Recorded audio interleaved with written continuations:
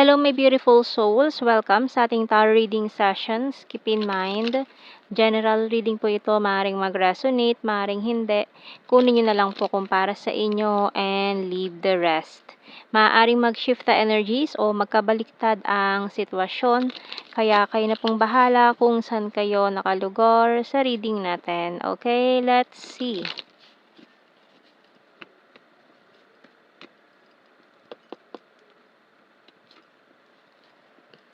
Tingnan muna natin ang mga cards.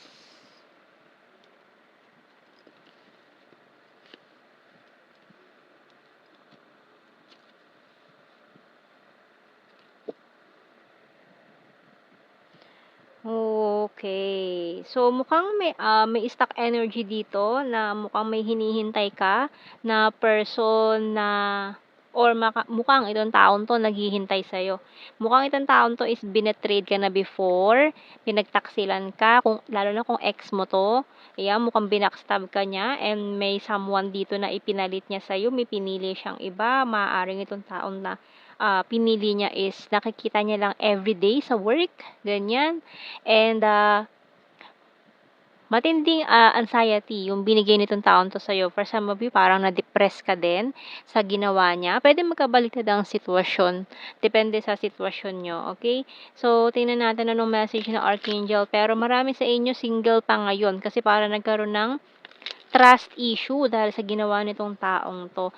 Pero ngayon, ayan, after mukhang umalis ka lalo na kung kasama mo lang din sa work itong mga taong ito, and pinagtaksilan ka pa with someone else, naka-work lang din.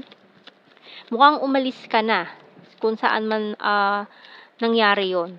No, lalo na kung magkakasama lang kayo sa work area, mukhang umalis ka na, nag-resign ka, naghanap ka na ng ibang work. Ganyan. And ngayon, mukhang maganda ang outcome ng bago mong pinagkakaabalahan, bago mong trabaho. Kasi maraming rewards na nangyayari or binibigay sa'yo, maaring recently na promote ka din. Eto, tingnan mo, Gifts from God by Archangel Sandalphon. We angels bring you gifts from your Creator. Open your arms to receive. So, buksan mo lang ang iyong palad at ihanda mo ang sarili mo sa mga biyayang ipagkakaloob sa'yo this time. Or lalo na kung meron kang hinihintay na new job opportunity or itong dream job mo na pinapangarap mo is mukhang kakatok na ito sa iyong pintuan very very soon. Ayan, isa yun sa mga blessings na coming in for you. Dahil naging mabait ka, naging mabuti ka. So, yan ang good karma na matatanggap mo. Okay, so we have here kasi puro pasakit ang ibinigay ng taong yun sa'yo. Talagang very painful ang experience with this knife and doll. Talagang very, fake plastic, di ba? So, yung love ng taong yun is talagang hindi talaga, walang katotohanan. Kumbaga nagpanggap lang siya na he's into you, she's into you, or mahal ka niya, or ako naman ang ginawa nitong taon to na hindi siya nagpakatotoo. Pillow, bonfire, sunglasses, telephone, and diamond. Ayan. Kasi nagkaroon ng bonfire energy dito eh. Kumbaga, naglaro ng apoy. 'Di ba? So, ayan, with sunglasses, talagang very sneaky yung taong yan. Matagal yan tinago, pero nabulgar pa rin ang katotohanan. Nalaman mo rin ang totoo, tinago niya pa, 'di ba?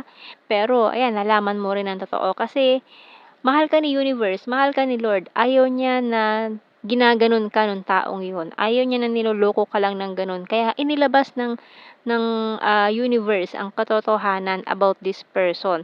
And then ang kapalit, ayan, buhos ang biyaya sa iyo. So, tingnan natin ngayon, siya naman ang hindi makatulog. Ayan, with this pillow. Ayan, nagkaroon ng insomnia. Ayan, with this Nine of Swords natin. Siya naman ang hindi mapakali ngayon. Siya naman ang hindi makatulog. Kasi, ayan, parang yung deserve niya is nasa ano niya na. Ayan, nandiyan na sa bakuran niya. Dineliver na yung karma niya, di ba? Ayan, parcel receive. Na-receive niya na yung kanyang karma. So, we have here, ayan, kasi nga, this person is a liar. Talagang, alam mo yung gigil na gigil ka sa taong yun, lalo na nung lumabas yung katotohanan na akala mo totoo, akala mo very seryoso, akala mo, ano, 'di ba, very genuine na person. Noong una, hindi ka pa naniwala sa mga sinasabi ng tao sa paligid mo, na sinasabi na nila sa'yo yung totoong ugali ng taong yun na nagpapanggap lang siya, na niloloko ka niya. Pero hindi ka agad naniwala kasi nga yung pinapakita ng taong yun sa'yo is talagang taliwas sa sinasabi ng mga tao. Yun pala dull, energy, plastic, no, hindi totoo. Ngayon, ayan, nagfo-focus ka na lang sa sarili mo, start to save money, pero itong taon 'to is hindi ka niya titigilan, okey? Parang investigador ng bayan, hindi kita tatantanan, gano'n ang energy ng taong 'yan. And makikipag-usap pa 'yan, tatawag 'yan, makikipag-usap, sabihin niya, "Hindi pa tayo tapos, hindi mo ko puwedeng iwan, hindi ka puwedeng umalis," ganyan. So, very toxic, 'di ba? So, we have here, "I love your humor."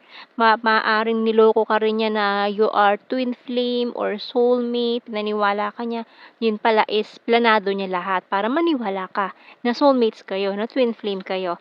"I'm proud of you and I miss you so much." Maaaring daanin ka na naman itong taon 'to sa mga sweet words kaya mag-ingat ka. And I'm being defensive sa bottom card.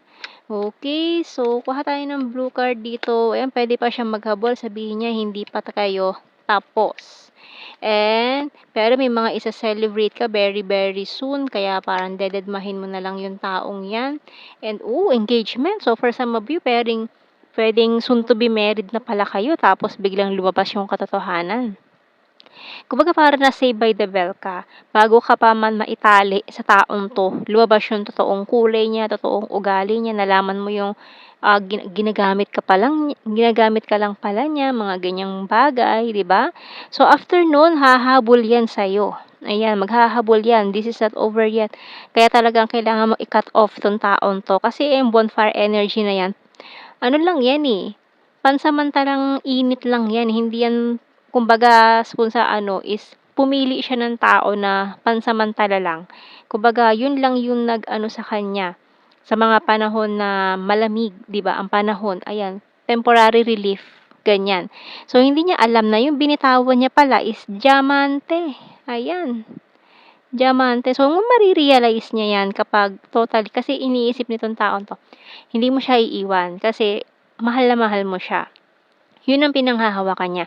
Pero once na magising ka sa katotohanan at talagang, ayan, sinampal ka ng katotohanan, nakita mo na sa, dalawang mata mo yung mga nangyayari at talagang para kang nagising, 'yan, parang nagising ka. Kumbaga parang na-hypnotize ka nitong taong 'to. Pero once na mawala yung energy na yun na bumabalot sa'yo na parang na-hypnotize ka or kung ano ginawa nitong taong 'to sa'yo para mapasunod ka niya, parang nabudol-budol ka, gano'n, 'di ba? Kaya parang napapasunod ka niya sa gusto niya. Once na mawala yon, maghabol man siya, wala na. Okay? Kasi you know your worth, alam mo na yung value mo, alam mo na yung mga, nasayang mong sandali sa taon 'to, nag-aksaya ka ng panahon ng buhay mo sa kanya na binaliwala niya lang. Okay? So, ngayon maganda na yung pumapasok sa buhay mo, nag-i-start ka ng panibagong buhay and eventually maa-attract mo din yung talagang deserve mo. Kasama yan sa gifts na ibibigay ni Lord sa'yo very soon, okay? Kaya ihanda mo, maghanda ka, ano mo yung palad mo diyan para ma-receive mo ang blessings. Okay, so kuha tayo ng mga initials natin. Ayan, puwedeng initials ng pangalan niyo, anything na puwedeng mabuo, connected sa inyo nitong person na ito. Okay. M, B, C, Y, D, Q, N, G, I. S ang bottom card natin. So, let's see sa ating general signs and the messages. So, mga keywords na lang to, hindi na natin kailangan explain. Alam nyo na yan. Okay? We have here, pwedeng from Visayas, kind-hearted, Libra placement, Sun, Moon, Rising, or Venus, June, pwedeng June 1, green-minded, ayan, National Capital Region, flower, so pwedeng magbigay pa yun, padaan-daanin ka niya sa flower, peace offering, ganyan. Aries. May, perfect smile, animal lover, another chaser card, talagang habol ng habol, di ba? So we have here Wands, fire sign, Aries, Leo, Sag, North, PH, friendly, coins, earth sign, Taurus, Virgo, Capricorn, number 9 and 3, intelligent, weird, Cancer signs, divine masculine, December, confusing, Virgo placement, Sun, Moon, Rising, Venus, and number 2, Mirror card, and Rainy Season. So, mukha nagpanggap din siya na mirrored souls kayo. Ayan, pero ayan, lumabas na yung katotohanan, alam mo nang gagawin mo sa taong yan. So, ayan ang ating reading, my beautiful souls. Thank you for watching. Take care and God bless. See you in our next reading, guys. Bye-bye.